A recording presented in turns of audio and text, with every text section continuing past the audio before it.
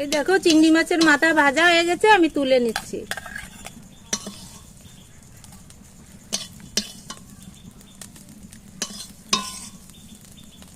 চিংড়ি মাছের মাথাটা সুন্দর ভাজা হয়ে গেছে। এবার আমি কড়াইতে দেখো সর্ষের তেল দিয়ে দিচ্ছি।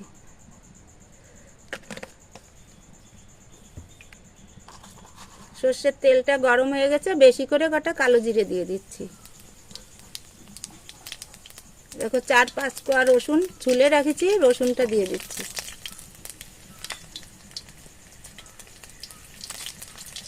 কাঁচা লঙ্কা দিয়ে দিলাম।